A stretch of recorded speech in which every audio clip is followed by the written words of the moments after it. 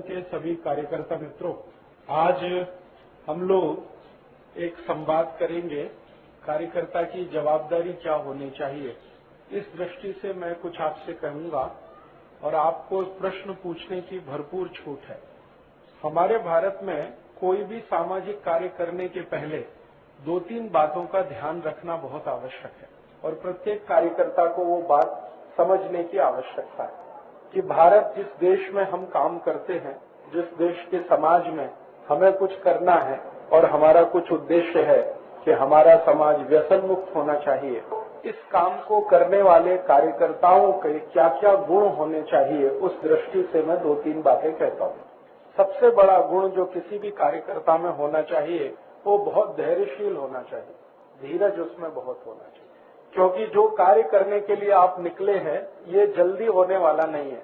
अगर महाराष्ट्र राज्य को व्यसन मुक्त बनाना हो तो ये 2-5 वर्ष में नहीं होने वाला, 20-25 वर्ष लगेगा। अब 20-25 वर्ष क्यों लगेगा? उसका कारण है कि भारत में कोई भी काम जल्दी नहीं होता, शीघ्र नहीं होता। यहाँ हर कार्य धीरे धीरे धीरे धीरे होता है। क्यों? कारण क्या है? आप कहोगे यहाँ के मानस, यहाँ के मनुष्य आलसी हैं, इसलिए धीरे धीरे करते हैं। आलस्य नहीं है, प्रकृति हमारी ऐसी। भारत की जो प्रकृति है ना, जो वातावरण है, पर्यावरण है, जो हमारा मौसम है, जलवायु है, वो ऐसी है कि धीरे कार्य करना ही हमारे लिए अच्छा है। क्यों? फिर कारण उसका, हमारे देश का वातावरण ऐसा है कि संपूर्ण 1 वर्ष कोई भी दिन सूर्य का प्रकाश रहता है। सूर्य का प्रकाश रहता है तो गर्मी रहती है। संपूर्ण 1 वर्ष कोई दिन आपने ऐसा देखा जब सूर्य प्रकाश ना हो? ये 1 वर्ष में कोई 1 या 2 दिन होता है, बाकी संपूर्ण वर्ष सूर्य का प्रकाश रहता है। सूर्य का प्रकाश हमको गर्मी देता है, तपन होती है उसमें, तो उसमें शरीर की बहुत सारी ऊर्जा खर्च होती है। सूर्य का प्रकाश जब हमारे शरीर पे पड़ता है ना, तो बाहर से वो गर्म करता है, अंदर से अपना शरीर भी गर्म करता है। दोनों का बहुत झगड़ा चलता है, अंदर की गर्मी, बाहर की गर्मी। और गर्मी का समय जब होता है तब तो और भी ज्यादा तकलीफ होती है। तो इसमें ऊर्जा बहुत खर्च होती है शरीर की।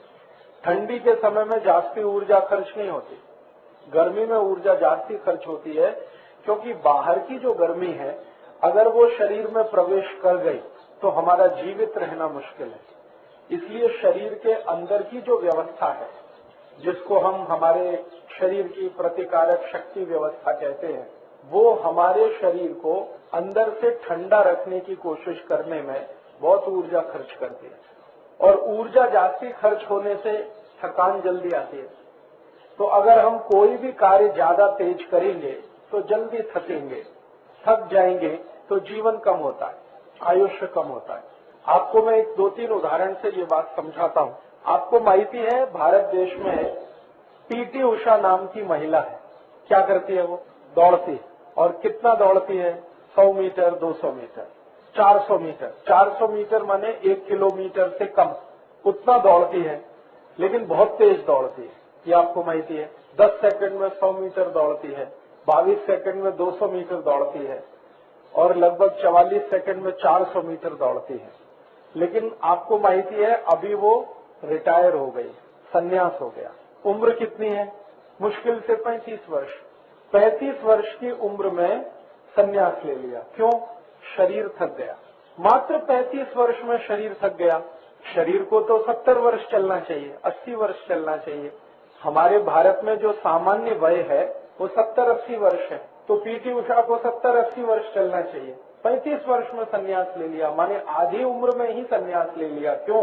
क्योंकि जीवन के पूर्वार्ध में बहुत ज्यादा तेज गति से जो दौड़ने का काम किया, शरीर की ऊर्जा उसमें चुक गई, मांसपेशियां शिथिल हो गई। अभी पीटी उषा क्या करती है? बच्चों को पढ़ाती है, अध्यापक हो गई है, केरल के एक स्कूल में पढ़ाती है। पहले खुद दौड़ती थी, गोल्ड मेडल लाती थी, सिल्वर मेडल लाती थी, लेकिन अभी तो रिटायर है, संन्यास्त है, अध्यापक है, बच्चों को पढ़ाती है, क्योंकि अभी वो दौड़ नहीं सकती। कारण क्या है? शरीर की क्षमता से ज्यादा कभी भी अगर आप काम करो तो शरीर थक जाता है, फिर उसके बाद नहीं चलता। और ये कहानी पीटी उषा की नहीं है, सभी की है। आपको माहिती है वो क्रिकेट पटु कपिल देव अभी क्रिकेट नहीं खेलता, रिटायर हो गया। कितनी वर्ष की उम्र में? 36 वर्ष की उम्र में रिटायर हुआ कपिल देव। क्यों? थक गया। इतना तेज बॉलिंग किया उसने, पूरा शरीर खलास हो। जवागल श्रीनाथ क्रिकेट पटु है, वो भी थक गया, 33 वर्ष की उम्र में संन्यास ले लिया। क्यों? बहुत तेज बॉलिंग किया, अब शरीर खलास हो गया। जितने भी क्रिकेट पटु, फुटबॉल पटु, हॉकी पटु, जिनको भागना बहुत पड़ता है, वो 35 वर्ष की उम्र में बेकार हो जाते हैं, शरीर काम नहीं करता। क्यों नहीं करता? क्योंकि उन्होंने इतना ज्यादा दौड़ा भागा कि शरीर की ऊर्जा जो रहनी चाहिए थी वो खलास हो गई। अब शरीर की ऊर्जा नहीं है, जीवन नहीं चल पाता। इसलिए क्यों भारत का वातावरण ऐसा है, पर्यावरण ऐसा है, यहाँ तापमान इतना जास्ती है, गर्मी इतनी जास्ती है, 50 डिग्री सेंटीग्रेड हो जाता है। तो ऐसे पर्यावरण वातावरण में रहने वाले लोगों को सब काम धीरे धीरे धीरे धीरे करना चाहिए। हमारे भारत में अगर हम धीरे धीरे काम करेंगे तो जास्ती आयुष्य तक काम कर सकते हैं। तेजी से काम करेंगे तो हम भी थक जाएंगे। तो भारत के पर्यावरण और वातावरण को ध्यान में रखकर हमें काम करने की आवश्यकता है। अब जरा हमारे पर्यावरण वातावरण की 2-3 माहिती। एक तो सतत सूर्य है, सूर्य जलाता है, सबको तपाता है, और सूर्य की तपन से बचने के लिए शरीर का बहुत कुछ खर्च हो जाता है। जब घाम निकलता है ना, पसीना, तो ऊर्जा खर्च होती है अंदर की, इसलिए पसीना बाहर निकलता है। खाने में जैसे किसी भोजन को पकाते हैं ना, चूल्हे में रख के आग जलाते हैं, आग से तपता है तो उसमें भी घाम निकलता है भोजन में, जिसको हम वाष्प कहते हैं। ऐसे ही शरीर में होता है, शरीर में भी सतत तपन जलन चलता रहता है। अगर हम ज्यादा तेज काम करेंगे तो ज्यादा अंदर से शरीर में ऊर्जा खर्च होगी, और ज्यादा ऊर्जा खर्च होगी तो थोड़े दिन में थक जाएंगे, आपको तो संन्यास होना पड़ेगा, रिटायरमेंट लेना पड़ेगा। तो जास्ती दिवस अगर काम करना है तो हड़ू हड़ू धीरे धीरे, तेजी से काम कुछ भी नहीं करना, नहीं तो थक जाएंगे। भारत के बारे में बहुत लोग कहते हैं यहाँ के शेतकरी आलसी, काम धीरे करते। आलसी नहीं है, बहुत बुद्धिमंत है, अक्ल है उनको, इंटेलिजेंस है। क्योंकि भारत का वातावरण ऐसा नहीं है कि यहाँ तेजी से कुछ भी किया जाए। तेजी से करेंगे तो उनको भी 35 वर्ष में संन्यास होना पड़ेगा, रिटायर होना पड़ेगा, फिर खेती कौन करेगा। यूरोप के देश में, अमेरिका के देश में वातावरण बिल्कुल अलग है। वहाँ ठंडी बहुत जाती है, एक वर्ष में 9 महीने सतत ठंड होती है, सूर्य प्रकाश नहीं होता, तापमान 0 डिग्री और उससे नीचे होता है, 0 से भी नीचे। इस समय अमेरिका में तापमान 0 से नीचे 5 डिग्री है, -5 डिग्री इस समय, आज, कल, परसों, रोज। तो जहाँ तापमान बहुत कम होता है वहाँ सूर्य का प्रकाश नहीं होता, तो उनको तपन नहीं होती, तो उनकी ऊर्जा इतनी खर्च नहीं होती, वो तेजी से काम करें तो चलता है। इसलिए यूरोप के देशों में जो भी कुछ खोज हुई है ना, वो सभी तेज तेज तेज गति वाली है। जैसे फुटबॉल का खेल वो खेलते हैं क्योंकि उसमें तेजी है, हॉकी तेजी है, क्रिकेट तेजी है, लॉन टेनिस बहुत तेज खेल है, टेबल टेनिस बहुत तेजी है, बैडमिंटन बहुत तेजी है।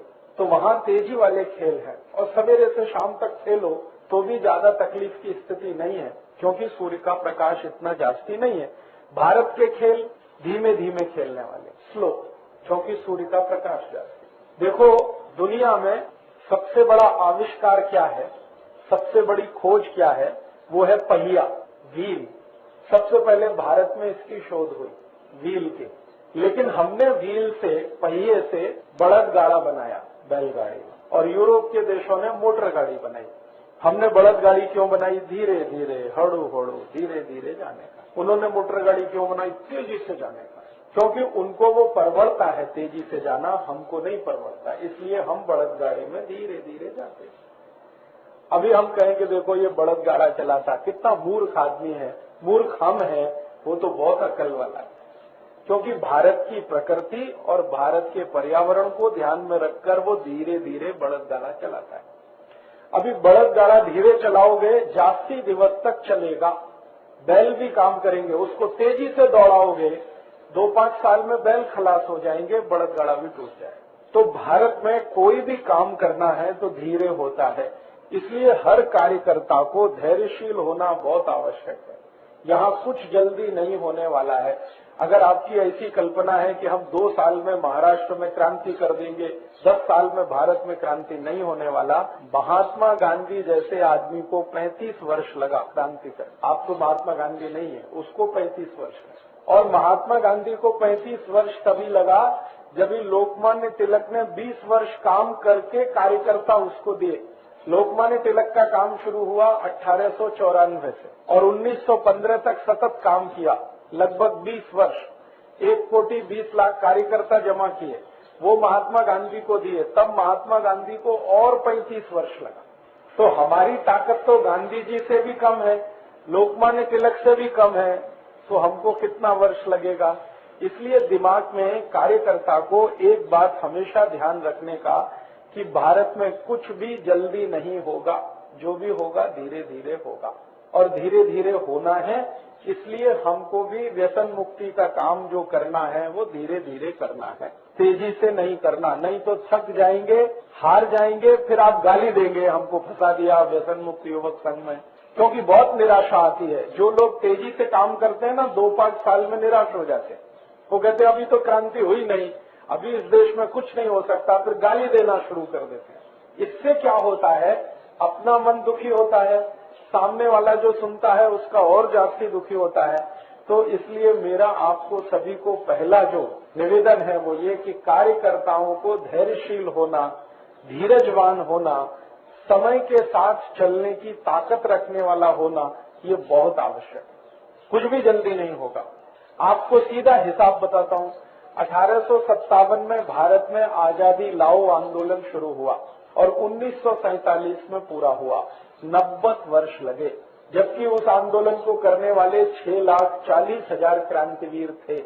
6,40,000, आप तो नहीं है, तभी 90 वर्ष लगा। तो इसलिए आपको कार्य करना है तो ये मानकर करना है कि ये धीमे होगा, तेजी से नहीं होगा। ये तो पहला गुण, कार्यकर्ता को धैर्यशील होना, धीरजवान होना, ये बहुत आवश्यक है। अधीरता अगर आप में आई, जल्दबाजी आपने किया, आप अपना नुकसान करेंगे, संगठन का उससे भी ज्यादा नुकसान होगा। क्योंकि आप अधीर होके, निराश होके संगठन छोड़ के जाएंगे तो 10 लोगों को आप कहेंगे कुछ होने वाला नहीं है, सब अपने घर में बैठो, तो फिर तो कुछ नहीं होने वाला है। इसलिए कोई भी काम जल्दी करने का नहीं। और आपको ये समझने की आवश्यकता है कि भारत के जो पुराने लोग हैं उन्होंने हर काम धीरे करने के लिए बोला, सावकाश जा। क्यों ऐसा क्यों नहीं बोला, पटकन जा, लवकर जा, ऐसा नहीं, सावकाश, हड़ू हड़ू खाना, धीरे धीरे खाओ, तेजी से मत खाओ, जल्दी जल्दी नहीं। हर काम इस देश में धीमे है, धीमे चलो, धीमे बात करो, धीमे खाना खाओ, कुछ भी धीरे धीरे करो ताकि ऊर्जा ज्यादा खर्च ना हो। क्योंकि हमारी बहुत ऊर्जा सूर्य से लड़ने में खर्च होती है, बहुत ऊर्जा खर्च होती है, आपको माहिती नहीं। चिकित्सा विज्ञान का अगर आप अभ्यास करें तो आपको पता चलेगा एक दिवस में लगभग 1500 कैलोरी ऊर्जा तो सूर्य से लड़ने में खर्च हो जाती है और एक दिवस में 2300 कैलोरी की जरूरत पड़ती है। तो दुप्पट ऊर्जा की हमको जरूरत पड़ती है, एक सूर्य से लड़ने में, दूसरा अपना जीवन चलाए। अब ये सूर्य को तो बंद नहीं कर सकते नहीं, तो अपने को बदल करना ये होशियारी है, ये इंटेलिजेंसी है। तो अपने को बदल करना माने धीरे काम करने की आदत डालना, वो तो बहुत आवश्यक है। जल्दी कुछ भी नहीं करना। कोई गांव आपने संकल्प किया कि इसको व्यसन मुक्त बनाने का है, तो ऐसा संकल्प नहीं करना कि 1 वर्ष में बनाने का, 6 महीने में बनाने का, 3 महीने में बनाने का, 2 महीने, ये बहुत खतरनाक है, होगा नहीं। आपने संकल्प ले लिया कि 1 वर्ष में व्यसन मुक्त बनाएंगे, नहीं होने वाला। क्योंकि जिनको व्यसन मुक्त बनाना वो धीमे धीमे करने वाले हैं। पहले आप बोलोगे, कहेंगे हाँ सोचेंगे, व्यसन नहीं करना, 1 बार सुनेंगे, 2 बार सुनेंगे, 10 बार सुनेंगे, 20 बार, फिर 50 बार सुनने के बाद कहेंगे हाँ 1 दिन के लिए व्यसन बंद करूंगा, हाँ 1 ही दिन के लिए बंद, फिर थोड़े दिन बाद 2 दिन के लिए करूंगा, फिर 3 दिन, फिर होते होते 1 बरस 2 बरस लगेगा, तभी संपूर्ण व्यसन मुक्त होगा। एक व्यक्ति को इतना समय लगेगा तो संपूर्ण गांव जल्दी नहीं होने वाला। इसलिए कभी भी कार्य जो करना है उसके लिए मन में पहले से तय करना कि इसको धीरे धीरे करना है, जल्दी नहीं करना। बात समझती है? क्योंकि प्रकृति हमारी ऐसी है, तेज कुछ भी करेंगे थक जाएंगे, मानसिक थकान होती है, फिर शारीरिक थकान होती है। शारीरिक थकान का तो कुछ इलाज भी हो जाता है, मानसिक थकान का नहीं होता। और मानसिक थकान होने के बाद बहुत निराशा आती है, और इतनी निराशा आती है, मैं आपको नाम लेके बताऊं, गोविंद राघव खैरनार, माहिती है? अभी कहाँ है मालूम है? मुंबई में है, घर में है, और सिर्फ सो के बैठते हैं और बोलते हैं कि भारत खलास हो गया, अभी कुछ नहीं हो सकता, इस भारत कुछ नहीं हो सकता। हमारा एक दोस्त अभी उनका इंटरव्यू लेने गया था, और मराठी न्यूज़पेपर सकाळ में और उसमें छपा भी है। आपको सुनकर ताज्जुब होगा कि जो इंटरव्यू लेने वाला था वो खैरनार जी को दिलासा दे रहा था, धीरज बता रहा था, और खैरनार जी का हाल बिल्कुल मानसिक पागलपन का हो गया है। उनको एक बीमारी हो गई, उसका नाम है सिजोफ्रेनिया। अभी इसका इलाज नहीं है, और ये बीमारी हर उस व्यक्ति को होती है जो जल्दी जल्दी जल्दी जल्दी कुछ भी करना चाहता है। वो सोचते थे कि 2 साल में भारत में क्रांति कर दूंगा, 5 साल में क्रांति हो जाएगी, 10 साल में क्रांति हो जाएगी। अभी भारत में तो क्रांति हुई नहीं। गोविंद राघव खैरनार जी मानसिक रूप से पागल हो गए, और पूरा दिवस घर में बंद रहते हैं, रात भर घर में बंद रहते हैं, बाहर जाना बंद, किसी को मिलना बंद, कहीं भी जाना बंद, ये स्थिति आई है। अभी गोविंद राघव खैरनार को ये हो सकता है तो आपको भी हो सकता है। इसलिए जल्दी नहीं करना कभी भी। निराशा आती है, और जब ज्यादा निराशा आती है तो बहुत नुकसान होता है। मैं तो कई बार लोगों को बोलता हूँ, समाज काम करना नहीं वो अच्छा है। निराशा आने से अच्छा है कि समाज काम करना नहीं, अपने घर में रहना, मजा करना, मजे करना, मौज करना। समाज काम करने के लिए निराश आदमी की आवश्यकता नहीं है। निराशा आने के लिए ये सबसे बड़ा खतरनाक कारण है, जल्दी जल्दी जल्दी जल्दी। इसलिए कभी भी कोई काम में जल्दी नहीं करना। कार्यकर्ता होने के लिए सबसे पहला गुण धीरजवान, धैर्यशील, सतत काम करना, धीरे धीरे, ज्यादा नहीं, ऐसा कार्यकर्ता होना। बात समझती है? अभी दूसरा गुण कि हम धीमे काम करेंगे तो दिन में हमारे पास 24 तास हैं, ठीक है? इसका नियोजन करना है। 24 तास का नियोजन कैसे करें? 24 तास का नियोजन में कम से कम 8 तास झोंक, हाँ, कम से कम 8 तास। अगर आप कुछ मेहनत का काम करते हैं, कुछ भी जिसमें शरीर की ऊर्जा खर्च होती है, खेती तो सबसे मेहनत का काम, तो अगर आप खेत में काम करते हैं, मजूरी करते हैं, कुछ भी करते हैं, 8 तास झोंक बहुत आवश्यक है। क्योंकि दिवस में जितनी ऊर्जा खर्च हुई है ये वापस 8 तास में ही मिलती है। मेरे जैसे लोग आदमी को 6 तास झोंक आवश्यक, क्योंकि मैं कुछ शरीर से काम नहीं करता, थोड़ा दिमाग से करता हूँ बस।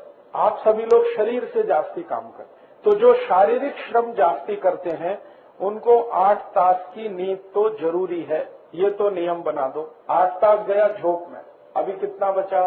16 तास। अभी 16 तास का फिर नियोजन करना। उसमें 2 तास तो जाएगा दैनिक नित्य कर्म में, आपको स्नान करने का है, कपड़े धोने का है, दांत साफ करने का है, व्यायाम करने का है, प्राणायाम करने का है, योग करने का है। ये सब व्यक्तिगत कार्य के लिए 2 तास निश्चित रोज। अभी कितना? 14 तास। अभी 14 तास में आपको लगभग 6 से 7 या 8 तास आपका कोई काम करना है। आप कहीं नौकरी करते हैं, कोई फैक्ट्री में काम करते हैं, कोई सर्विस करते हैं, तो 8 तास कम से कम जाने वाला है आपका। या खेत में भी काम करते हैं तो 8 तास जाने वाला है, तो वो उसमें गया। अभी कितना बचा?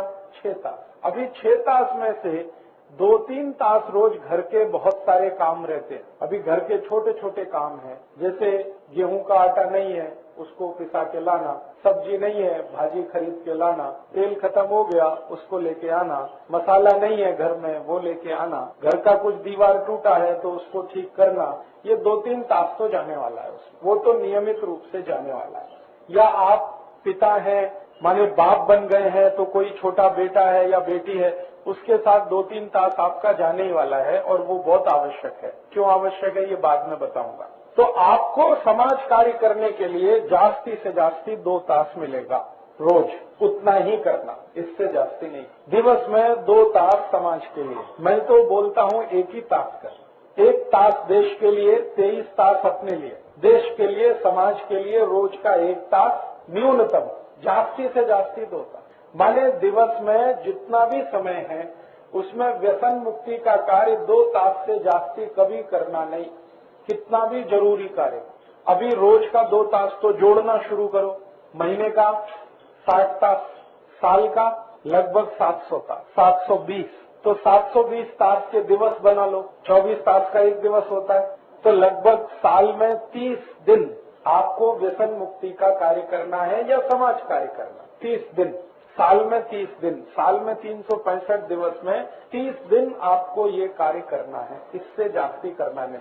अब वो 30 दिन में शिविर कितना होता है ये देखो, हर साल में एक शिविर तो होता है 7 दिवस का, 7 दिवस, तो 30 दिन में 7 दिन ये गया, अभी कितना 23 दिन। 23 दिन आपको काम करना है आपके गांव में। फिर कभी कभी एक वर्ष में 2 दिन ये भी चला गया, कल और आज का शिविर, तो 21 दिवस काम। तो इसमें क्या होगा, आपके जीवन में तनाव नहीं आएगा। और अगर आप इसको ऐसा सोच के चलेंगे कि रोज 5-6 घंटे काम करना है या पूरा दिवस काम करना है, तो बहुत तनाव आने वाला है। आजकल मैंने देखा है एक फैशन हुआ इस देश में, समाज काम करने वाले लोगों ने संस्था बना के सरकार से फंड्स लेके काम करना शुरू किया। उनको एनजीओ कहते हैं, नॉन गवर्नमेंट ऑर्गेनाइजेशन, और वो कहते हैं हम फुल टाइमर है, फुल टाइमर, बहुत खतरनाक शब्द है ये, फुल टाइमर। वो कहते हैं हम संपूर्ण दिवस यही करते हैं समाज काम। मैंने कहा तुम सबसे निकम्मे लोग हो, क्योंकि तुम कुछ नहीं करते, अपना तो कुछ करते नहीं, समाज का भी नहीं करते। तो भारत में जितने भी सरकार के फंड से चलने वाली संस्थाएं ना, कुछ नहीं करती, बातें करते हैं बस, और कुछ करते नहीं। पोस्टर बना दिया, पैम्पलेट छपा दिया, वास्तव में भूमि पर जमीन पर कुछ काम नहीं होता। क्योंकि जो ये बोलता है ना कि मैं फुल टाइमर हूँ, वो कुछ नहीं करता, अपना समय खराब करता है, समाज का भी। तो कभी भी फुल टाइमर होने का नहीं है, पार्ट टाइमर होने का। थोड़ा समय ये करना, थोड़ा समय घर का करना, थोड़ा समय खेती का करना, थोड़ा समय व्यापार का करना, अपने घर में बेटा बेटी है उसके लिए कुछ करना। बस दिवस में 2 तास जास्ती से जास्ती, कम से कम 1 तास, जास्ती से जास्ती 2 तास, इतना ही रोज काम करना है। तो समय का नियोजन ऐसा करना, अर्थात कार्यकर्ता में पहला गुण होना चाहिए धैर्यशील होना, दूसरा गुण होना चाहिए समय का नियोजन करना, अच्छा नियोजन करना। जास्ती समय इसमें लगाएंगे तो तकलीफ आने वाली है, मैं आपको फिर बताता हूँ। आप जो है घर में बहुत सारे काम करते हैं, ठीक है, पूजा करते हैं, ध्यान करते हैं, ईश्वर की वंदना करते हैं, लेकिन वो भी कितना, आधा तास, 1 तास, 1.5 तास, 2 तास, ऐसा थोड़ी 6 तास बैठ के। ईश्वर भी नहीं कहता कि 6 तास मेरी पूजा करो, वो कहता काम करो, कर्म करो, सिर्फ मेरा ध्यान करो, और वो ध्यान काम करते करते भी करो। जरूरी नहीं है कि मंदिर में आके बैठो फिर मूर्ति के सामने बैठ के ध्यान करो, ऐसा आवश्यक नहीं है। भगवान कृष्ण ने भगवत गीता में कहा कि अपना कार्य करते करते अगर मेरा ध्यान किया उतना पर्याप्त। तो भगवान भी नहीं कहता कि जास्ती समय आप उसकी पूजा करो, तो दूसरा काम क्यों करना जास्ती समय। इसलिए समय का नियोजन, जास्ती से जास्ती कितना समय देने का है, कम से कम कितना समय देने का है, ये नियोजन हर कार्यकर्ता को करने की आवश्यकता है। और मैंने आपसे बता दिया, ये मेरा 15 साल का अनुभव से बताता हूँ, 1 तास कम से कम, 2 तास जास्ती से जास्ती, इससे ज्यादा कभी कुछ करना नहीं। तो क्या होगा, सतत ये कार्य आप 25 वर्ष, 30 वर्ष, 50 वर्ष कर सकते हैं। और जो रोज आपने 6-7 तास ये करना शुरू किया, तो आप 2-4 वर्ष से जास्ती काम नहीं कर सकते, निराश होकर एक दिन घर बैठ जाएंगे, और फिर आपकी स्थिति गोविंद राघव खैरनार जैसी हो जाएगी। तो तात्या को परेशान करेंगे, सचिन शिंदे को परेशान करेंगे। तुम बोलते थे क्रांति होने वाली है, अभी तो हुई नहीं, 6 वर्ष तो हो गया। उनको माहिती नहीं है कि 6 वर्ष में क्रांति होती नहीं, भारत में 100 वर्ष लगता है क्रांति होने। इसलिए पहला गुण हमारे अंदर होना धैर्यशील, धीरजवान। दूसरा तो समय का नियोजन। तीसरा जो गुण होना किसी भी कार्यकर्ता में, कैसा होना कार्यकर्ता, तीसरा गुण कार्यकर्ता का सबसे आवश्यक ये है कि जो विषय में वो कार्य करता है उसका संपूर्ण अभ्यास उसको होना। अगर आप व्यसन मुक्ति का काम करते हैं तो इस विषय का संपूर्ण अभ्यास आपको होना बहुत आवश्यक है। अगर अभ्यास नहीं है तो सामने वाला आपकी बात से प्रभावित नहीं होगा और कभी भी व्यसन नहीं छोड़ेगा। अभ्यास होना बहुत आवश्यक है। तो आपने व्यसन मुक्ति का काम शुरू किया तो व्यसन मुक्ति का अभ्यास करना, और इसके अभ्यास के लिए थोड़ा स्वाध्याय करना। स्वाध्याय बहुत आवश्यक है हर कार्यकर्ता को। बिना स्वाध्याय वाला कार्यकर्ता किसी काम का नहीं है, आधा अधूरा है। हर कार्यकर्ता को स्वाध्याय होना ही चाहिए। एक स्वाध्याय तो हम करते हैं अपने आत्मा के कल्याण के लिए, ज्ञानेश्वरी का पारायण करते हैं, भगवत गीता पढ़ते हैं, वेदों का अभ्यास करते हैं, उपनिषद पढ़ते हैं, वो स्वतः स्वांत सुखाय, आत्मा का कल्याण। और दूसरा अभ्यास विषय का, व्यसन मुक्ति एक विषय है तो इसका सखोड़ अभ्यास। और मान लो हम अगर सेंद्रिय खेती करें तो उसका सखोड़ अभ्यास, स्वदेशी की बात करें तो सखोड़ अभ्यास, कुछ भी विषय में काम कर रहे हैं तो उसका अभ्यास होना बहुत आवश्यक। तो आप जो व्यसन मुक्ति का काम करते हैं इसमें आपको अभ्यास करना बहुत आवश्यक। अब इसके अभ्यास के लिए आपको थोड़ा प्रयास करना चाहिए कि व्यसन से संबंधित जो भी साहित्य कहीं मिले वो पढ़ना, कहीं कोई वाचनालय है, पुस्तकालय है, वहां पर उपलब्ध है तो उसे भी पढ़ना। और इस समय भारत देश में जो व्रतपत्र निकलते हैं और माहिती पत्रिकाएं निकलती हैं, मासिक पत्रिकाएं हैं, द्विमासिक पत्रिकाएं हैं, त्रैमासिक पत्रिकाएं हैं, कोई तो पत्रिकाएं पाक्षिक भी हैं, 15 दिन में एक बार निकलती हैं, साप्ताहिक है, एक सप्ताह में एक बार। तो इन पत्रिकाओं से भी बहुत अभ्यास होता है और व्रत पत्र से भी बहुत अभ्यास होता है। तो व्रत पत्र से, पत्रिकाओं से, पुस्तकों से, ये सभी अभ्यास करने के लिए जहां भी मौका मिले तो होना, माने कार्यकर्ता को अभ्यासु होना बहुत आवश्यक। आप जब भी किसी से बात करते हैं तो मैं आपको एक सरल माहिती देता हूं। अगर किसी को 1 तास बात करने की है ना तो 20 तास का अभ्यास लगता है, तभी 1 तास बात करें, कम से कम। आधा तास बात करना है तो 10 तास का अभ्यास लगता है, तभी जाकर आप उतनी बात कर सकते। बिना अभ्यास के आप बात नहीं कर सकते, और बात नहीं कर सकते तो कोई आपसे प्रभावित नहीं होगा। प्रभावित नहीं होगा तो आपका काम नहीं होने वाला, रुक जाएगा। इसलिए अभ्यासु होना बहुत आवश्यक। इसके लिए आप समय का नियोजन करो। दिवस में 1 तास अभ्यास जरूर करो, 2 तास करो तो और भी अच्छा है, लेकिन सतत अभ्यास, नियमित अभ्यास बहुत आवश्यक है। कोई भी कार्य अच्छे से संपन्न हो उसके लिए अभ्यास आवश्यक है। अभ्यास में मैं ऐसा मानता हूं कि ये जो व्यसन मुक्ति का विषय है ना, इसमें बहुत सारी बातें शामिल हैं। जैसे हम शरीर को व्यसन मुक्त करें, ऐसे ही हमारी खेती को व्यसन मुक्त करें, क्योंकि यूरिया, डीएपी, सुपर फॉस्फेट ये भी व्यसन है जो माटी को लगा दिया आपने। तो शरीर को व्यसन मुक्त करना माने दारू छोड़ना, बीड़ी, गुटखा, सिगरेट, तंबाकू, चाय, कॉफी आदि आदि, ये सब व्यसन है। ऐसे ही यूरिया, डीएपी, सुपर फॉस्फेट भी व्यसन है। तो भूमि का व्यसन दूर करें तो सेंद्रिय खेती, शरीर का व्यसन दूर करें तो ये दोनों तरह के व्यसन दूर करें तो बहुत अच्छा। और व्यसन की जो परिभाषा है ना बहुत व्यापक है। सभी कुरीतियों को व्यसन माना जाता है, सभी गलत काम व्यसन में आते हैं, सब गलत काम। सिर्फ दारू पीना ही व्यसन नहीं है, जुगाड़ खेलना भी व्यसन है, झूठ बोलना भी व्यसन है, वेश्यावृत्ति करना भी व्यसन है। कुछ भी गलत काम जो आप कर रहे हैं जिसको समाज की सहमति नहीं है वो सब व्यसन है। तो व्यसन मुक्त अगर करना है तो सभी कुरीतियों को, सभी गलत कामों को खत्म करने की स्थिति बनानी पड़े। तो उस दृष्टि से जब आप अभ्यास करेंगे तो संपूर्ण समाज की हर बुराई आपको दूर करनी है, ऐसी स्थिति आएगी आपके साथ। लेकिन उसकी शुरुआत आप सबसे आसानी से कर सकते हैं कि किसी व्यक्ति को दारू छुड़ा दिया, ये 1 कदम, बीड़ी सिगरेट छोड़ा 2 कदम, कॉफी चाय छोड़ा 3रा कदम, गुटखा आदि छोड़ा 4था कदम, धीरे धीरे उसने जुगाड़ खेलना बंद किया 5वां कदम, पाप करना बंद किया 6ठा कदम, व्यभिचार करना बंद किया 7वां कदम। एक एक करके आगे बढ़ेगा। जब वो ऐसा व्यक्ति हो जाएगा जो कुछ भी गलत काम नहीं करता, तभी वो व्यसन मुक्त होगा। क्योंकि हर गलत काम को व्यसन कहा गया है। व्यसन जो है ना संस्कृत शब्द है, संस्कृत से मराठी में आया है और संस्कृत से हिंदी में भी आया है। व्यसन की परिभाषा है हर गलत काम व्यसन होता है। और कृष्ण अर्जुन को भी यही समझा रहे हैं कि तुम निर्व्यसनी बनो, युद्ध जीतना है कौरवों के खिलाफ, तो निर्व्यसनी बनो। तो अर्जुन पूछ रहा है कृष्ण से कि निर्व्यसनी बनूं तो क्या क्या करूं? तो कहते हैं व्यभिचार मत करो, पर स्त्री गमन मत करो, कोई ऐसी वस्तु का सेवन मत करो जो शरीर को प्रमाद में लाती हो। शराब है, बीड़ी है, सिगरेट है, चाय है, कॉफी है जो प्रमादी बनाती हो। शाकाहारी भोजन करो, मांसाहारी भोजन मत करो क्योंकि वो भी प्रमाद में लाता है। ऐसी 18 बातें भगवान कृष्ण खुद अर्जुन को बोलते हैं कि इतना करो, फिर व्यसन मुक्त बनो, निर्व्यसनी बनो, तब युद्ध करो। समझ में आया? तो व्यसन मुक्त होना तो बहुत बड़ा काम है। सिर्फ इतना नहीं कि दारू छोड़ दिया व्यसन मुक्त हो गए, इतना नहीं है। बीड़ी सिगरेट छोड़ दिया व्यसन मुक्त नहीं। झूठ बोलना बंद किया क्या? पाप करना बंद किया क्या? जुगाड़ खेलना बंद किया क्या? खेत में यूरिया डीएपी डालना बंद किया क्या? टीवी सिनेमा देखना बंद किया क्या? इतना सब किया तो व्यसन मुक्त आप बनेंगे, फिर दूसरा बनेगा। तो पहले अपने को देखो क्या क्या अभी तक छोड़ा है आपने। आप सब व्यसन मुक्त के कार्यकर्ता हैं, आप तो ढूंढो ना क्या क्या किया आपने, कितने काम कर पाए अभी तक। दारू छोड़ी है सबने, बीड़ी सिगरेट छोड़ी है, गुटखा मावा छोड़ा है, ठीक है, और क्या छोड़ा? चाय कॉफी छोड़ी है, पक्का? हाँ। और झूठ बोलना छोड़ा है? नहीं। देखिए व्यसन भी 2 होते हैं, एक तो तन का और एक मन का।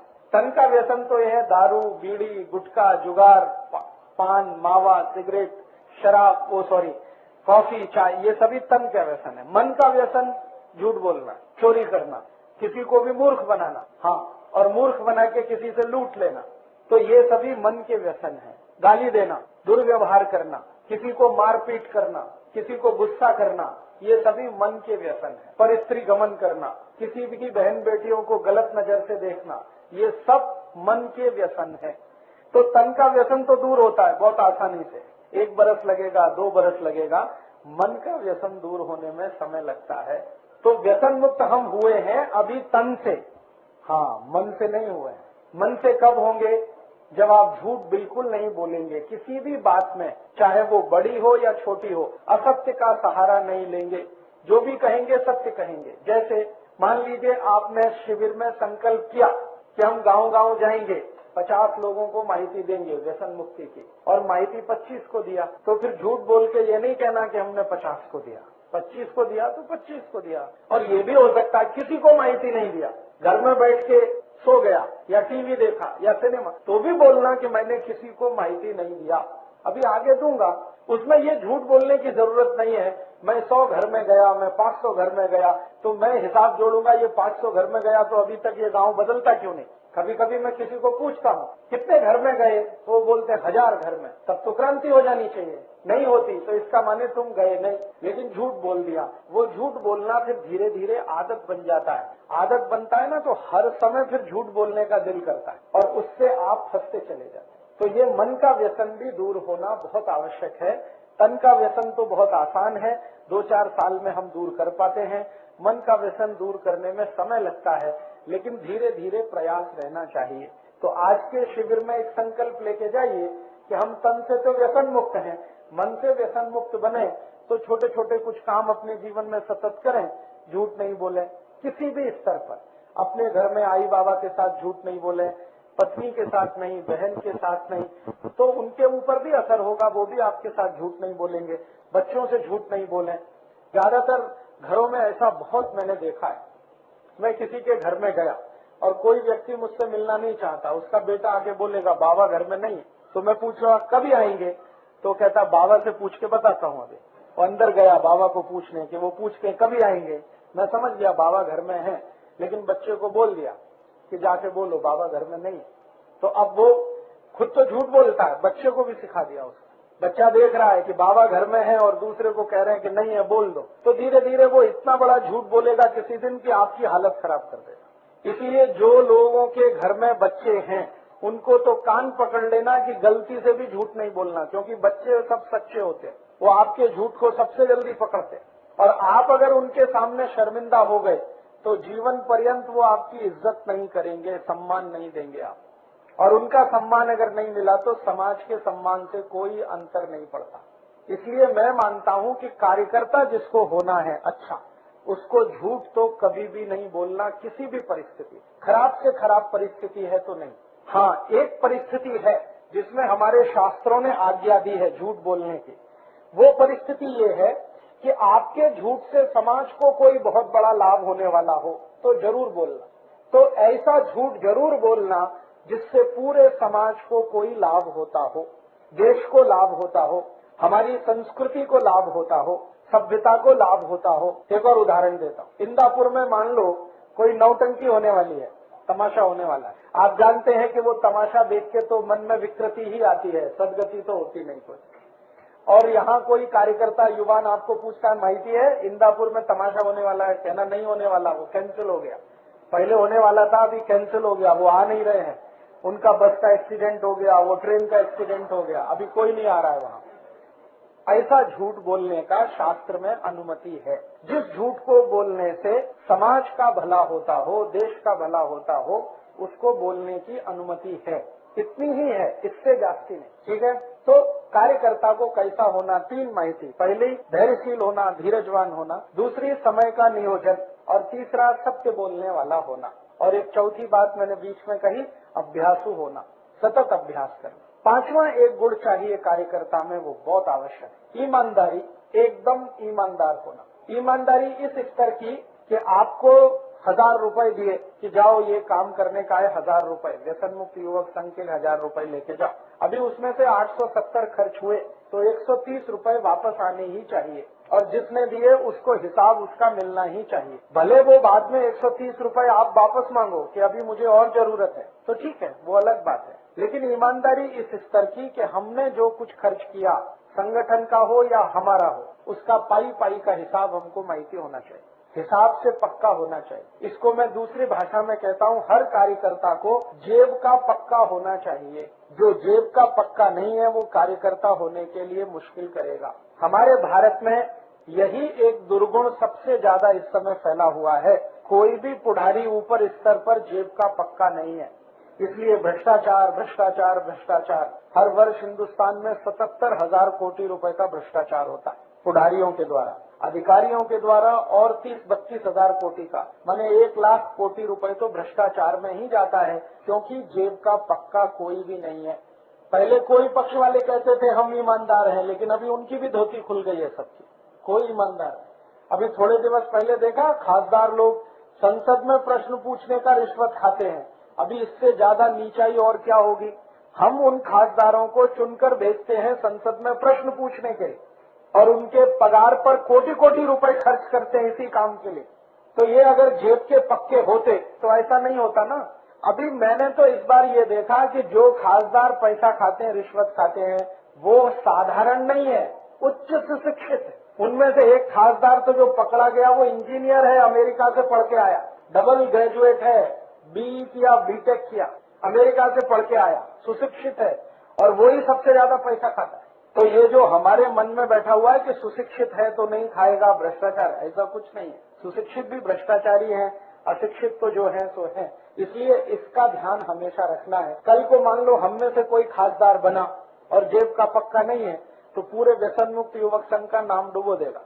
तो हम में से कोई ऐसा ना बने, इसके लिए सतत प्रयास करने की आवश्यकता है, और ये प्रयास आप पूरी ताकत और ईमानदारी से करें, वो बहुत आवश्यक है। जेब का पक्का होना कार्यकर्ता को बहुत ही आवश्यक है। और एक गुण जो कार्यकर्ता में होना बहुत आवश्यक है, मैं उसको एक दूसरे भाषा में कहता हूँ, जेब का पक्का एक गुण, लंगोट का पक्का ये और भी आवश्यक है। क्योंकि आजकल क्या हो गया है कि समाज काम करने के लिए जब आप एक दूसरे के परिवार में जाएंगे और अगर आपका चरित्र पूरा खरा नहीं है, तो आप तो बहुत बुरी स्थिति पैदा करने वाले, बहुत बुरा हाल होता है। मैंने बहुत लोगों को देखा है, बहुत चीजों में अच्छे हैं, अभ्यासु है, मन में बहुत ईमानदारी भी है, सत्य भी बोलते हैं, लेकिन लंगोट के पक्के नहीं है तो धर धरा के सब गिर जाता है। तो ये तो बहुत ही आवश्यक, चरित्र से खरा होना, लंगोट का पक्का होना, जेब का पक्का होना, फिर लंगोट का पक्का होना। मेरा मानना है कि ये 2 गुण तो हर एक में कंपलसरी होने ही चाहिए। अगर ये 2 गुण नहीं है तो आप कोई समाज काम नहीं कर सकते। अपने को आप झूठ बोल रहे हैं, दूसरों को भी झूठ बोल रहे हैं। कार्यकर्ता होने के लिए जो सबसे पहली 2 प्राथमिक शर्त है, उनमें से एक है जेब का पक्का होना, दूसरा लंगोट का पक्का होना, चरित्र से खरा होना। कोई भी उंगली नहीं उठा सके कि इसके मन में कोई खोट है। और मैं आपको एक बात बता देता हूँ कि अगर आपके चरित्र में कहीं भी थोड़ी गड़बड़ी है ना, ढिलाई है, वो तुरंत समझ में आती है। ऐसा नहीं है कि आप उसको छुपा लें। और घर की जो महिलाएं होती है ना, उनको सबसे जल्दी समझ में आती है। ईश्वर ने, भगवान ने स्त्रियों को एक ऐसी शक्ति दी है जो पुरुष के पास नहीं है। वो किसी को देख के बता सकती है कि ये लंपट है कि ईमानदार है, चरित्र में ऊंचा है कि नीचा है। ये ईश्वर ने बड़ी जबरदस्त शक्ति महिलाओं को दी है, पुरुष को नहीं है। पुरुष नहीं बता सकता, महिलाएं तो आंखें में देखकर बता देगी कि ये आदमी खराब है, चरित्र का अच्छा नहीं। मेरी आई मुझे बताती है, मेरे घर में बहुत लोग आते हैं मुझे मिलने के लिए, हमारा दरवाजा हमेशा खुला, कोई कोई दिन तो 100 लोग आ जाते। मेरी आई सबको देख के बताती है ये आदमी बराबर नहीं है, अगली बार ये आना नहीं चाहिए घर में। और फिर मैं जब देखता हूँ, चेक करता हूँ, तो वो बात बराबर खरी निकलती। उसकी आंखों में एक्सरे मशीन फिट है। तो एक बार मैंने मेरी आई को पूछा तुमको कैसे समझता है, तो उसने कहा ये सब आई को समझता है। और आप जब व्यसन मुक्ति का काम करेंगे तो परिवारों से संपर्क तो आने ही वाला है, घरों से संपर्क तो आने ही वाला है, और घरों में महिलाएं तो होती ही हैं, उनकी नजरों से आप बच नहीं सकते। इसलिए अपने मन में कहीं भी थोड़ी भी कहीं कमजोरी है तो पहले उसको ठीक करो, उसके बाद किसी के घर में प्रवेश करो। नहीं तो कल को कोई शिकायत आई तो काम तो एक बाजू में रह जाएगा, जिंदगी आपकी उसी शिकायत को दूर करने में निकल जाएगी। इसलिए हमें दो स्तर पर बहुत पक्का होने की जरूरत है कार्यकर्ताओं को।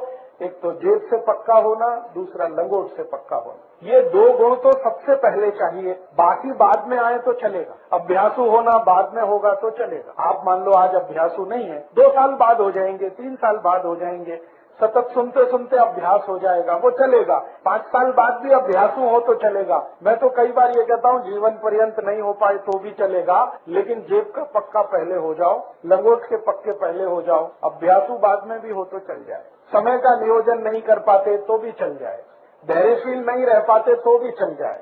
लेकिन ये दो चीजें तो एकदम ऐसी हैं जो तत्काल होनी चाहिए और उसके लिए आपको थोड़ा अपने स्तर पर काम करने की जरूरत है। लंगोट का पक्का होने के लिए मैंने एक बार और भी कहा था पिछली बार शिविर में, वो फिर दोहराता हूँ कि आपके मन में व्यसन ना आए, किसी को भी देखकर आपके मन में व्यसन ना आए, ऐसी कुछ स्थिति बनाने के लिए थोड़ा प्रयास करने की जरूरत है और वो हो जाता है। कोई भी कर सकता है इसको। एक तो मैंने पहले बताया था, याद है किसी को क्या बताया था? एक बार पिछले शिविर में प्राणायाम बताया, याद है ना? तो सतत 5-7 मिनट प्राणायाम किया करो और 3-4 प्राणायाम बहुत आवश्यक हैं। अपने शरीर की वासना को नियंत्रण में रखने के लिए 3-4 प्राणायाम बहुत आवश्यक। उनमें से एक प्राणायाम है जिसका नाम है कपालभाति, दूसरा है अनुलोम विलोम, तीसरा है भस्त्रिका, चौथा है भ्रामरी। ये 4 प्राणायाम अगर रोज किए तो बहुत अच्छा है। कपालभाति माने तेजी से सांस बाहर निकालना, और जब निकालेंगे तो जाएगी भी, वो तो स्वाभाविक। अनुलोम विलोम माने एक तरफ की नाक बंद करके पूरी सांस निकालना, फिर भरना, दूसरे से निकालना, फिर भरना थी, ये तो अनुलोम। भ्रामरी तो ये बंद करके जैसे भोरा घूम ऐसे करता है वो। तो कपालभाति, अनुलोम विलोम, भ्रामरी और भस्त्रिका, सिर्फ सांस को फेंकना, वो अपने से अंदर जाए, वो बस। ये 4 प्राणायाम तो जरूर करना, भले 5 मिनट कर। इससे मन, बुद्धि, शरीर तीनों पवित्र रहते। मन में वासना नहीं आएगी तो लंगोट से पक्के रहेंगे, ठीक है। और 1-2 काम कर सकते हैं, हळद का जास्ती उपयोग करना। किसी भी वासना को ठीक करने में हळद सबसे अच्छी औषधि है। दूध पीना तो हळद डाल के पीना, भाजी में हळद लेना, और अभी ताजा हळद आती है ना तो भोजन के साथ खाना। हळद का ताजा रस 1 चम्मच रोज सुबह लेना। जिनको भी अपनी वासना पर संयम नहीं है, मन में कुविचार आते हैं, गलत विचार आते हैं, उनके लिए है। जिनको है उनको आवश्यकता नहीं। तो ये स्थिति आपकी बनेगी तो आप कुछ बड़ा समाज काम कर सकेंगे। और मैं ऐसा बोलता हूं कि भले आप कुछ समाज काम नहीं कर सकें, लेकिन समाज के लिए आदर्श जरूर बन जाएंगे कि देखो वो एक कार्यकर्ता है। ऐसा कार्यकर्ता होना, भले क्रांति हो या ना हो, लेकिन आप आदर्श बन जाएंगे अपने समाज, और आपके ऐसे आदर्श दूसरे भी बन जाएंगे। तो हमें कार्यकर्ता होने के लिए कुछ प्राथमिक जो शर्तें हैं वो इस तरह की हैं, जो करें तो बहुत अच्छा है। एक और शर्त है, बहुत अच्छा कार्यकर्ता अगर होना है तो सतत कोशिश ये करना कि आप जो विषय लेके काम करते हैं, इस विषय से इतर कोई भी मदद की जरूरत समाज को लगती है तो उसके लिए खड़े रहना हमेशा। अभी व्यसन मुक्ति का काम करते हैं वो तो ठीक है, लेकिन कभी पूर आया और आप बोलोगे ये तो मेरा काम नहीं है, पूर आया वो तो कोई और का काम है, तो नहीं चलने वाला। पूर आया तो व्यसन मुक्ति का सब काम छोड़कर पूर की मदद के लिए लोगों के साथ खड़े होना। या कहीं आग लग गई गांव में तो सभी काम छोड़कर उसके लिए प्रयास करना। या तो कुछ महामारी फैल गई, कल्पना करो, तो उस महामारी के लिए लोगों की मदद करना, औषध उपलब्ध कराना, उनको डॉक्टर के पास लेके जाना, डॉक्टर को वहाँ लेके आना, जो भी मदद लगती है वो कर। या गांव में मान लो कोई पीक है और उस पर जबरदस्त जंतु आया, कीट आ गया, अभी क्या करें, तो गांव वालों की मदद करना कि भाई इसको ऐसे करो, ऐसे करो, ऐसे करो। वो समय अपने विषय की बात ही नहीं करना। जब भी समाज को आपकी मदद की जरूरत है तो सभी कार्य छोड़कर मदद के लिए उपस्थित रहना। जैसे अभी एक कत्ल खाना खुलता है सोलापुर में, तो व्यसन मुक्ति का काम तो नहीं है, लेकिन वो कत्ल खाना बंद होना ही चाहिए। इसके लिए अगर हम ताकत लगाएंगे तो कल को कत्ल खाना बंद कराने वाले जो लोग, जिनका वही विषय है, वो आपके साथ आएंगे। तो जब भी समाज को आपकी मदद की आवश्यकता पड़े तो आप उस मदद के लिए तैयार रहना, ये बहुत आवश्यक है। आज ये नहीं हो पा रहा है। अलग अलग संगठन है, सबने अपने अपने विषय लेके काम करना शुरू किया, दूसरे को कुछ भी मदद लगती है वो साथ में नहीं आते, तो ना वो आगे बढ़ते हैं ना दूसरा आगे बढ़ते। पूरे भारत में हजारों की संख्या में संगठन काम करते हैं, एक ही विषय को लेके करते हैं, लेकिन समाज की मदद के लिए कभी आगे नहीं आते, तो समाज भी उनकी मदद के लिए आगे नहीं आता। वो अपने घर में रहते हैं, समाज अपने रास्ते चलता है। तो कभी भी समाज को आपकी मदद की जरूरत अपेक्षा है, उस समय सब काम छोड़कर वो मदद के लिए जाना बहुत आवश्यक है। किसी भी कार्यकर्ता को ये गुण होना बहुत आवश्यक है। और एक गुण और होना आवश्यक है किसी भी कार्यकर्ता को, वो गुण ये है कि कभी भी किसी को मजाक नहीं करना। जैसे आप किसी को व्यसन मुक्त बनाना चाहते हैं, वो व्यक्ति बहुत दारू पीता है, ठीक है, पीता है, अभी उसका कोई कमजोरी है जिसके कारण वो पीता है, तो उसको दारू से बाहर निकालना ये हमारा कर्तव्य है, लेकिन कभी उसके लिए टीका नहीं करना, टिंगल नहीं करना, उसका मजाक नहीं करना, क्योंकि जैसे ही आपने टीका किया, टिंगल किया, तो आपका सारा काम व्यर्थ है। उसको ये मान के कोशिश करना कि इसको कोई बहुत बड़ी कमजोरी है शरीर में। देखिए, व्यसन जब आता है ना शरीर में, तो शरीर की कमजोरी से आता है, दुर्गुण वो नहीं है। बहुत लोग कहते हैं कि ये व्यसन करता है इसलिए इसमें गुण कम है। गुण की कमी नहीं होती है, वो व्यक्ति को शरीर में कुछ कमजोरी आती है। कमजोरी क्या आती है? सभी व्यक्ति के शरीर में कुछ रसायन होते हैं, कुछ धातुएं होती हैं, उनमें से कोई एक दो रसायन कम हो गए, कोई एक दो धातुएं कम हो गई, तो व्यक्ति दारू पीना शुरू कर देगा, बीड़ी पीना, सिगरेट पीना, मावा खाना शुरू कर देगा। वो सामान्य रूप से मैंने जो शोध किया है वो ये कि सभी दारू पीने वाले लोगों के शरीर में एक केमिकल, एक रसायन की बहुत कमी आ जाती है। वो रसायन का नाम है सल्फर। हिंदी और मराठी में कहते हैं गंधक, अंग्रेजी में कहते हैं सल्फर। हमारे शरीर में 16 तरह की धातुएं और रसायन हैं। कैल्शियम है, पोटेशियम है, मैग्नीशियम है, सोडियम है, सल्फर है, आयरन है, सिलिकॉन है, कोबाल्ट है, ऐसी 16 धातुएं और रसायन होते हैं। इनमें से कोई एक धातु या एक रसायन कम हुआ और दूसरा जास्ती हुआ तो व्यसन की स्थिति बनती है। लोग जब व्यसन शुरू करते हैं ना, तो हर बार ऐसा नहीं होता कि मजे में करते हैं, मौज में करते हैं, ऐसा हमेशा नहीं होता। अगर 19 वर्ष की उम्र के पहले कोई व्यक्ति व्यसन शुरू करता है तो मान सकते हैं कि वो मजे के लिए कर रहा है। उसके बाद की उम्र का कोई व्यक्ति अगर व्यसन शुरू करता है तो जानने की कोशिश करो, कोई एक रसायन शरीर में बहुत कम होगा, और जब तक उस रसायन की पूर्ति नहीं होगी तब तक वो व्यसन मुक्त भी नहीं हो। उसमें होगा क्या? शुरू में आपने उसको समझाया, 1-2 दिवस समझ गया, फिर कोई दिन चुपके से जाके पी के आएगा, आपको बताएगा भी नहीं, और फिर आपको पता चला, आप बोलोगे यार तुमने फिर पी लिया, तो उसने कहा क्या करूं, मन नहीं मानता, शरीर नहीं मानता। वो मन मानता इसलिए नहीं है कि वो दारू के मदद से उसको वो रसायन की तात्कालिक पूर्ति होती है, शरीर उसकी मांग करता है। शरीर कहता है इसको पियो, इससे तुम्हारी ये कमी पूरी होती, लेकिन वो होती तात्कालिक है, परमानेंट नहीं है। तो ऐसे व्यक्ति को कोई औषध अगर दे दी जाए जो उसके रसायन की पूर्ति कर दे, तो जीवन पर्यंत वो व्यसन मुक्त हो सकता है। अब वो क्या रसायन है, वो जानना थोड़ा चिकित्सा विज्ञान का काम है। मैं इस पर थोड़ा शोध करता हूँ। चाय कॉफी जो लोग पी रहे हैं उनके शरीर में आर्सेनिक नाम के रसायन की बहुत कमी आती है, इसलिए वो बार बार चाय कॉफी। शराब पीने वालों को सल्फर, गंधक की बहुत कमी आती है शरीर में, इसलिए बार बार शराब पीते हैं। बीड़ी पीने वाले, सिगरेट पीने वाले और हुक्का पीने वाले, इनको शरीर में फास्फोरस की बहुत कमी आती है, इसलिए वो बहुत बार उसको पीते हैं। ऐसे 16 रसायन हैं, जिसकी भी कमी आएगी उसकी पूर्ति करने के लिए शरीर उसको प्रेरित करेगा, फिर जाकर वो पिएगा। तो ऐसी परिस्थिति है।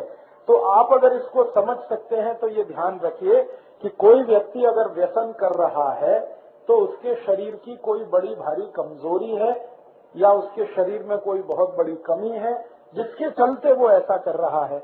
कमी दूर हो जाए तो वो नहीं करेगा। तो इसलिए मैंने आपसे कहा कि कभी भी आप किसी भी व्यक्ति की जो इस तरह के व्यसन में फंसा हुआ है, टीका नहीं करना, मजाक नहीं करना, हंसी खिल्ली नहीं करना उसकी, क्योंकि वो उसकी कोई बड़ी कमजोरी है। वो जानबूझ के कई बार ऐसा नहीं करता है, कोई बड़ी कमजोरी के तहत करता है। तो भारत में 23 लाख संत हैं, 23 लाख इस देश में संत हैं। 23 लाख से भी जाती है, 23,80,000 और कुछ 100 में भी होंगे। ये सरकार के आंकड़े हैं। इतने साधु संत हैं, महात्मा हैं, और 107 कोटि का भारत है। अगर ये कर लेते तो भारत में इतना भ्रष्टाचार, इतना अनाचार, इतनी व्यसन क्यों होती?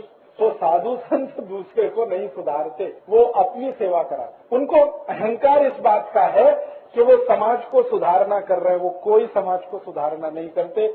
ये बात मैंने बहुत बड़े बड़े संतों को कही है उनके मुंह पर कि आप तो अपनी सेवा करा रहे हैं, आपको अहंकार है कि आप समाज के लिए कर रहे हैं, समाज आपके लिए कर रहा है, आप समाज के लिए कुछ नहीं कर। तो आप में से किसी को साधु होने का नहीं है, ध्यान रखना है, संत भी होने का नहीं है, संत और साधु कहलाने की भी जरूरत नहीं है। हम सामाजिक कार्यकर्ता हैं और हमारा स्थान बहुत ऊंचा है, क्योंकि हम समाज में रहते हुए कोशिश कर रहे हैं समाज को मदद करने की, अपना भी कल्याण कर रहे हैं दूसरे का। और ये जो साधु संत होते हैं वो हिमालय में चले जाते हैं, वो अपनी तपस्या करके अपना कल्याण करते हैं, देश का नहीं। तो इसलिए मैंने आपको कहा कि अगर आपने घर बनाया है, परिवार बनाया है, पत्नी है, बच्चे हैं, तो कभी भी ध्यान में ये नहीं लाना कि छोड़ के जाने का, कोई कुछ नहीं कर पाता। मैंने बड़े बड़े संतों को देखा है जिन्होंने घर छोड़ दिया, वो और परेशान है। हाँ, तो मैं कहता हूँ नहीं छोड़ते तो अच्छा था, क्योंकि इधर से भी गए उधर से भी गए, दोनों तरफ से गए। तो इसलिए मैं आपको ये कहता हूँ कि आपने घर बसाया, परिवार बसाया, घर संसार चलाते हैं, दुकान चलाते हैं, बिजनेस करते हैं, धंधा करते हैं, सर्विस करते हैं, खेती करते, जो करते हैं वो ईमानदारी से करते करते ये करने का है। उसको छोड़ छाड़ कर कुछ जास्ती करेंगे ये कभी नहीं करेंगे। ये आपका जो अध्यक्ष है ना, ये बहुत बार मुझे कहते हैं राजीव भाई नौकरी छोड़ने का है। मैं कहता हूँ बिल्कुल नहीं छोड़ने का। पूछो इनको कितनी बार बोला है कि मैं नौकरी छोड़ता हूँ, अभी अगले साल संपूर्ण काम करता हूँ। मैं बार बार एक ही बात कहता हूँ कि नहीं छोड़ने का, क्योंकि मैं जानता हूँ जिन्होंने सब छोड़कर काम किया बहुत परेशान हो। इसलिए समाज के बीच में रह के हमें करना है, परिवार के बीच रह के करना है। और अगर आप परिवार समाज में रह के करते हैं तो बहुत तारीफ की बात है। सब छोड़ के तो आपके पास कुछ है ही नहीं करने को, तो यही करेंगे और क्या करेंगे। जब भी सब करते हुए करेंगे तो तारीफ की बात। और या तो एक दूसरी स्थिति कि घर परिवार बसाने का ही नहीं, शुरू से तय कर लिया कि हमको यही करने का है, तो उसमें दुविधा नहीं रहती। दुविधा तब आती है जब आपने घर परिवार बसा लिया, फिर आप सोचते हैं कि इसको छोड़कर हम निकले तो बड़ा काम होगा, जास्ती क्रांति होगी, जल्दी होगी। ऐसा कुछ होता नहीं, क्रांति जब होगी तब होगी। हाँ, वो तो मैंने आपसे कहा जल्दी होने वाली नहीं है, जब होगी तब होगी, लेकिन घर आपके हाथ से जाएगा। आप असंतुष्ट रहेंगे, दूसरे लोग भी आपको देखकर असंतुष्ट बनेंगे, क्योंकि वो कोई आदर्श स्थिति नहीं होती है। आदर्श स्थिति जो है ना, वो यही है कि हम समाज के बीच में रहकर ये सब करें। और मैं बड़े उदाहरण आपको देता हूँ, अब आपको जल्दी समझ में। रामचंद्र जी के बारे में सब जानते हैं, भगवान राम के बारे। अगर भगवान राम संन्यास लेते तो क्या नहीं ले सकते थे? ले सकते थे। जब 14 वर्ष का वनवास मिल गया तो कह देते कि अब तो सन्यासी होना ही अच्छा, लेकिन सन्यास नहीं लिया। वनवास में भी सन्यास नहीं लिया, पत्नी को साथ लेके गए। वो चाहते तो सीता को कहते जाओ, अभी तुम्हारा मेरा क्या लेना देना, तुम तुम्हारे घर चली जाओ, पिताजी के पास जाओ, दूसरी शादी कर लो, कुछ कर लो, मैं तो अब गया 14 साल के लिए वनवास। ऐसा नहीं कहा। उन्होंने कहा कि मैं वनवास जा रहा हूँ, सन्यासी होने नहीं जा रहा हूँ। वनवास माने राजमहल से दूर रहूंगा, लेकिन समाज के बीच में रहूं। तो जंगल में रहने वाला जो समाज है, जिसको हम आदिवासी कहते हैं, वनवासी कहते हैं, उनके बीच में रहूंगा और उनकी जो समस्याएं हैं उनका समाधान करूं। तो वो निकल गए 14 साल के लिए। और कहाँ रहे? जंगलों में रहे। जंगलों में कहीं भी मिले तो साधु संतों को वंदन किया, प्रणाम किया, लेकिन कभी भी खुद साधु संत होना है ऐसा नहीं तय किया। उनके गुरु थे वशिष्ठ और एक थे विश्वामित्र। दोनों ने बहुत समझाया, मेरे जैसे हो जाओ, माने गुरु हो जाओ। उन्होंने कहा कि आप अपनी जगह रहिए, मैं ऐसे ही रह के कुछ करूंगा। तो उन्होंने क्या किया, गांव गांव घूमे, वन वन गए, 14 साल घूमते रहे देश भर में। जहां जो समस्या मिली उसको समाज के लोगों की मदद से हल किया। कोई भी समस्या मिली, उस समस्या को हल करने के लिए अयोध्या से कुछ नहीं मंगाया, अपने राज्य से कुछ नहीं मंगाया, ना सेना मंगाई, न पैसे मंगाए, न बंदूक मंगाई, न तीर कमान मंगाया। वो मंगाते तो कुछ भी आता। और कहानी तो ये है कि भरत सब कुछ लेके आए थे उनके लिए, तो भरत को वापस कर दिया कि लेके जाओ, ये सेना मुझे नहीं चाहिए, पैसा भी मुझे नहीं चाहिए, ये तुम्हारे राज्य का है, तुम लेके जाओ। मैं तो जिस समाज में हूँ इसी में रह के सब करने वाला। अगर पैसे की जरूरत पड़ेगी तो ये समाज मुझे देगा, सेना की जरूरत पड़ेगी तो ये समाज काम करेगा। मुझे अयोध्या की सेना से कुछ करने का नहीं है। ये बहुत बड़ी सीख है हमारे लिए। मतलब जहां हम हैं उसी समाज की मदद से हमें करना है। सेंट्रल गवर्नमेंट से कोई फंड आएगा, बंडा तात्या हमको कुछ पैसा भेजेंगे, या सचिन शिंदे कहीं से फंड इकट्ठा करके भेजेंगे, तो ये होने वाला नहीं है। हाँ, आप हैं वहीं रहते हुए उनके बीच से संसाधन इकट्ठे करते हुए आपको काम करना। राम के जीवन से तो ये सीखने की आवश्यकता। उन्होंने तो पूरी जिंदगी गांव-गांव, वन-वन घूम घूम के समस्याओं का और उस समय में समस्या सबसे बड़ी ये थी कि जो दुष्ट लोग थे, राक्षस प्रवृत्ति के, वो संत लोगों को परेशान करते थे। ये सबसे बड़ी समस्या थी। राम ने सबको मारा और मरवाया, लेकिन किसी को भी मारने के लिए अयोध्या से सेना नहीं बुलाई, अयोध्या से धनुष तीर नहीं मंगाए, हथियार नहीं मंगाए, अस्त्र शस्त्र नहीं मंगाए। जो भी किया उन्होंने वो उन लोगों के बीच में रह के किया। ये तो बड़ी बात है। समाज के बीच में रहकर समाज का काम करो तो उसमें से रास्ते निकलते हैं और उद्देश्य पूर्ति होती है। समाज छोड़कर अगर निकल गए तो कोई समाज काम आप नहीं कर सकते। आप अपना काम जरूर करवाएंगे समाज से, मैंने कहा आप अपनी सेवा कराएंगे, समाज की सेवा आप नहीं कर पाएंगे। तो ये तो बहुत आवश्यक गुण है। मैंने आपसे कहा कि घर बनाया, परिवार बनाया, माने आप समाज में आए, अब समाज के साथ रह के ही आपको करना है, उसी में ठीक से नियोजन करना है। भगवान राम चाहते तो सीता को छोड़ के चले जाते और कहते मुझे यही करना है, अब छोड़ो।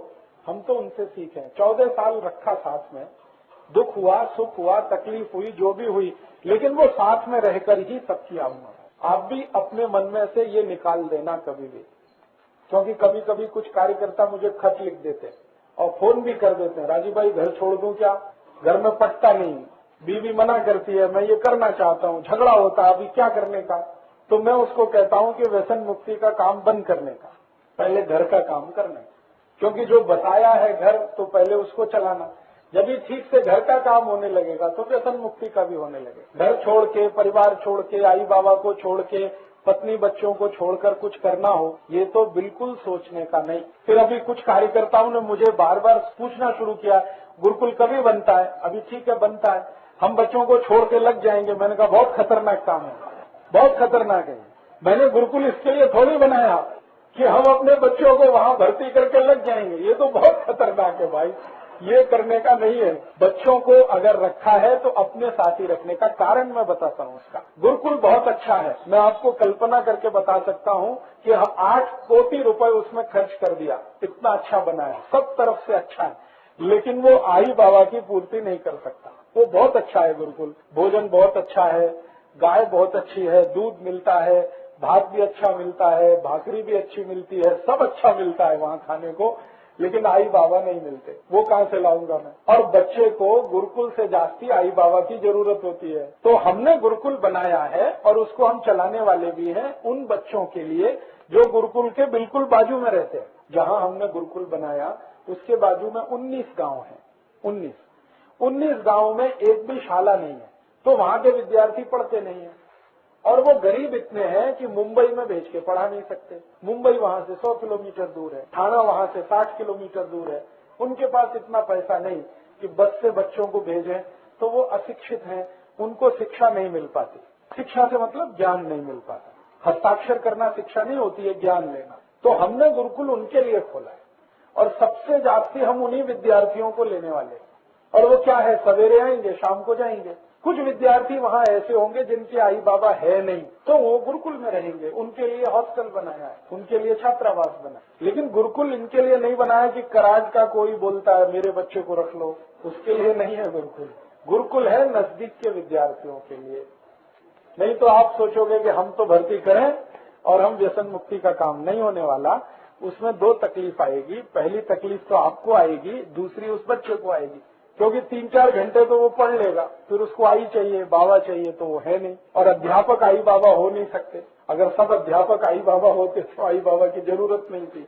बच्चे को सबसे जास्ती परिवार का जो चाहिए वो तो वहाँ नहीं मिलता है। इसलिए हमारी तो ये इच्छा है कि जो नजदीक वाले हैं वो सवेरे आए, शाम को जाए, अपने आई बाबा के साथ मजा करें। दिन में गुरुकुल में रहे, शाम को वहाँ जाए। और जिनके आई बाबा नहीं है वो हॉस्टल में रहें, क्योंकि उनके पास कोई व्यवस्था नहीं। लेकिन जिनके पास ये व्यवस्था है तो आप इतना दूर अपने बच्चों को वहाँ भेजें, वो अच्छा नहीं होगा। क्योंकि थोड़े दिन बाद क्या तकलीफ आएगी वो बताता।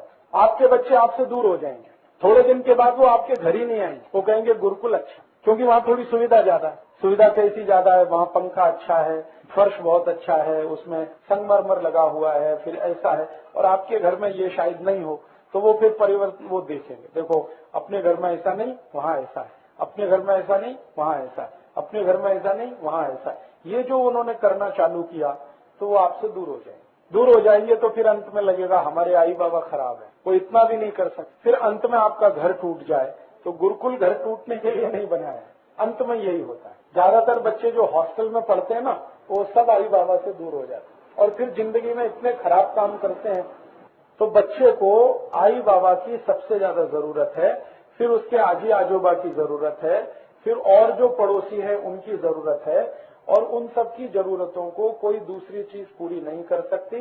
इसलिए आप कोशिश ये करो कि आपके गांव के नजदीक गुरुकुल बनाओ, नजदीक, जहां बच्चे पढ़ सकें, वापस अपने घर आ सकें। और बच्चों को पास रखने की दो तरह की जरूरत है, आई बाबा को भी और बच्चे को भी, दोनों एक दूसरे के पूरक हैं। बच्चा जो होता है ना, वो आई बाबा का सबसे बड़ा मेडिसिन है, औषधि है।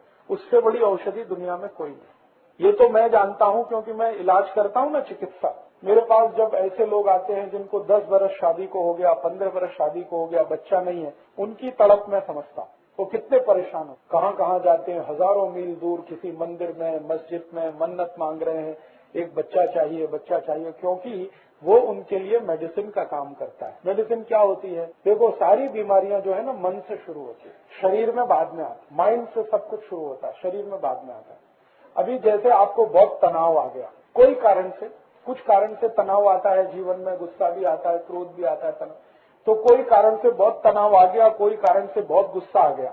लेकिन आपके घर में कोई बेटी या बेटा है, कितना भी तनाव हो, कितना भी गुस्सा हो, वो अगर हंसते हुए आपके सामने आ गया तो सब तनाव खलास, गुस्सा भी खलास। है मेडिसिन के लिए जो काम करने में मेरी औषध को 3 दिन लगता है, वो आपके बेटा या बेटी ने 1 मिनट में कर। तो बच्चे को आई बाबा की जरूरत है, आई बाबा को बच्चे की जास्ती जरूरत है। हमारे बहुत सारे कार्यकर्ता हैं, आपस में झगड़ा करते हैं, पति पत्नी, और आपको सुनकर आश्चर्य होगा कि इतना झगड़ा होता है, इतना झगड़ा होता है कि कोई कल्पना नहीं है। लेकिन डाइवोर्स नहीं होता, तलाक नहीं होता, क्योंकि बीच में एक बच्चा रहता, वो दोनों को पकड़ के रखता। बहुत झगड़े होते हैं, इतने झगड़े की कल्पना नहीं हो सकती। वो उसको गाली देगा, वो उसको गाली देगी, और खराब से खराब गाली, फिर भी तलाक नहीं होता। उसका मैं आश्चर्य से पूछता हूँ क्यों नहीं होता? मारपीट भी होती है, फिर भी तलाक नहीं होता, क्योंकि बीच में एक बच्चा है जिसने पकड़ रखा दोनों। वो रेलवे लाइन होती है ना, 2 अलग अलग है, लेकिन बीच में वो स्लीपर है, वो लकड़ी का लगा रहता है ना, बोल्ट से जुड़ा रहता है।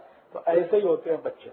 तो आई बाबा को पकड़ के रखने में उनकी सबसे बड़ी भूमिका है। और न सिर्फ वो पकड़ के रखते हैं, बल्कि सुधारना करते हैं। दुनिया में एक बहुत बड़ा फिलोसफर हुआ, वो अंग्रेज था, लेकिन उसका ज्ञान बहुत अच्छा था। उसका नाम था जॉर्ज बर्नार्ड शॉ। हाँ, बहुत ऊंचा विद्वान आदमी था। मैं उसकी इज्जत करता हूँ क्योंकि उसकी विद्वता ऊंची थी, इसलिए नहीं कि वो अंग्रेज था। उसने बहुत अच्छी बात कही है और मैंने इस पर बहुत चिंतन किया। उसने अंग्रेजी में कहा, child is the father of the man. बच्चा जो है ना, अपने माँ बाप का बाप है। माने आई बाबा का आई बाबा वो ही है, वो बच्चा है। क्या होता है, कई बार पति पत्नी जो है ना, ऐसी छोटी छोटी बातों पे झगड़ा करते हैं जो मूर्खतापूर्ण होती हैं, लेकिन बच्चे उनका समाधान कर देते, बहुत अच्छे से कर। फिर उनको बाद में समझ में आता है क्या मूर्खता की बात थी जिसपे झगड़ा किया। तो ऐसे समय में हमेशा हमको उनकी जरूरत होती है। तो बच्चों को हमारी जरूरत है, वो ठीक है, हमको उससे जास्ती उसकी जरूरत है, क्योंकि हमको सुधारना होनी है। और वो सुधारना हर समय होती है, हर समय होती है। कोई भी व्यक्ति सबसे ज्यादा ईमानदारी के साथ शर्मिंदा हो सकता है तो अपने बच्चों से ही होता है। सबसे ज्यादा ईमानदारी। दूसरों के साथ तो बहुत टेढ़ा मेढ़ा व्यवहार करता है, लेकिन अपने घर में नहीं कर पाता है। मैंने पता नहीं एक बार आपको बताया कि नहीं, कार्यकर्ता कैसा होना चाहिए। वो सांप देखा है, सांप ऐसे ऐसे घूम के चलता, सड़क में जाएगा, रास्ते में जाएगा, इतना टेढ़ा मेढ़ा जाए, कितना टेढ़ा चलता। कभी कभी तो इतना टेढ़ा कि 8 का अंक बनाता है अंग्रेजी, इतना टेढ़ा। लेकिन अपने घर में घुसता है तो एकदम सीधा जाता है कि नहीं, देखा है कि नहीं? बिल्कुल ऐसा ही चाहिए कार्यकर्ता। घर के बाहर कितना भी टेढ़ा मेढ़ा चले, लेकिन घर में घुसे तो एकदम सीधा चाहिए, तभी वो सच्चा कार्यकर्ता है। सीधा चाहिए माने उसके घर में जो आई बाबा हैं, बेटे बेटी हैं, पति पत्नी है, उसके साथ एकदम उसको सीधा होना चाहिए। ये सांप से सीखने की जरूरत है। ये जो प्रकृति है ना, इसमें जो भी पशु पक्षी है ना, इन सबसे सीखने को मिलता है। तो सांप जो सबसे खतरनाक हम मानते हैं, उससे भी ये सीखने को मिलता है कि घर में जाओ तो बिल्कुल सीधे, वहां कुछ टेढ़ा मेढ़ा नहीं करना, क्योंकि घर में कम से कम 2 लोग ऐसे हैं जिनके सामने तुम्हारा टेढ़ा मेढ़ा चलेगा नहीं। एक तुम्हारी आई और तुम्हारी पत्नी, दोनों के सामने टेढ़ा मेढ़ा नहीं चलता। हाँ, और उसके पीछे बहुत गहरा विज्ञान है कि यही 2 ऐसे व्यक्ति हैं, एक आई और पत्नी, जिसने आपको बहुत बार बिल्कुल नंगे देखा है और आप उसके साथ कुछ छुपा नहीं सकते। इसलिए ये कहा गया है कि घर में जाओ तो बिल्कुल सीधे जाओ, बाहर कुछ थोड़ा टेढ़ा मेढ़ा हो गया तो चलेगा, घर में नहीं। तो घर को संभालते हुए, संभालते हुए, आगे बढ़ाते हुए, बेटे बेटियों को पालन करते हुए, सब काम करते हुए ये करने का है। मन में ऐसा कोई आप बात लाएं कि भाई ये इससे छूटक मिल जाए, घर छूट जाए या बेटे बेटी छूट जाए, तो फिर वो तकलीफ आएगी। और मैं आपको पूरी विनम्रता से लेकिन बताता हूँ दृढ़ता से कि आप कुछ नहीं कर पाएंगे। मैंने ऐसे बहुत लोग देखे हैं, बहुत लोग, 1-2 की बात नहीं करता, हजारों की बात करता, बहुत बहुत तेजस्वी, बहुत तपस्वी, बहुत धैर्यशील, क्षमाशील, बहुत अभ्यासु, लेकिन यहाँ एक फ्रंट पे कमजोर, जीवन पर्यंत कुछ नहीं करता और अंत में उनको शून्य ही हाथ में लगा। तो ये शून्य आपके हाथ में आए भविष्य में, ऐसा होना नहीं। तो इसके लिए सब काम करते हुए नियोजन के साथ समयबद्ध होकर आपको ये करने का है। तो ये कार्यकर्ता होने की कुछ विशेषताएं हैं जो मैंने आपसे बताई।